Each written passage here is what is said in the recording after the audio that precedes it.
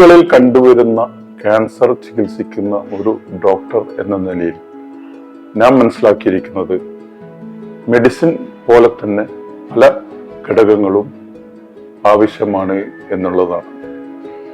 Hope charity foundation കേരളത്തിന് മാതൃകയായി കേരളത്തിലുടനീളം ക്യാൻസർ ചികിത്സിക്കുന്ന ഹോസ്പിറ്റലിനടുത്ത് ഹോപ്പ് ഹോം സ്ഥാപിച്ചിരിക്കുകയാണ്.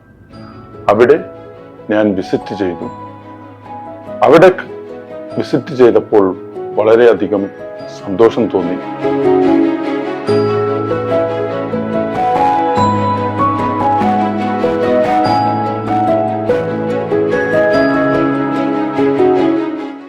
ഞാൻ മനസ്സിലാക്കിയ മെഡിസിൻ അപ്പുറത്തുള്ള പല ഘടകങ്ങളും അവിടെ ലഭ്യമാണ് എന്നുള്ളതാണ്.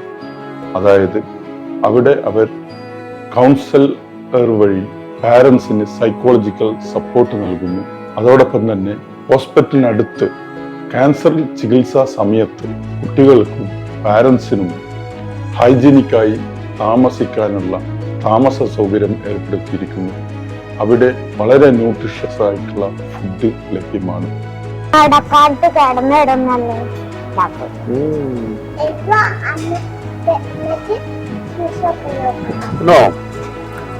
അലിഷാക്കോ ഉണ്ടോ?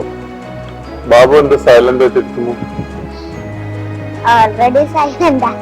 ബാബു ഓൾറെഡി സൈലന്റ് ആണ് അല്ലേ? കുറച്ചും കൂടി സൈലന്റ് ആയി അല്ലേ? ഇതിനപ്പുറത്ത് ക്യാൻസർ ചികിത്സാ സമയത്ത് പാരൻസും കുട്ടികളും മനസ്സിലാക്കേണ്ട പല കാര്യങ്ങളും അവർക്ക് എഡ്യൂക്കേഷനിലൂടെ അവർ നൽകുന്നു. ഇതൊക്കെ തന്നെ ക്യാൻസർ ചികിത്സാ ഫലത്തെ പോസിറ്റീവായി ഇൻഫ്ലുവൻസ് ചെയ്യും എന്നുള്ളതിൽ എനിക്കൊരു സംശയമില്ല. Non medical treatment of cancer. അപ്പോ അത് മാത്രമല്ല നിങ്ങളൊക്കെ തന്നെ ഇൻവോൾവ്മെന്റ് ഞാനിങ്ങനെ കാണുന്നുണ്ട്. How you are interacting with children.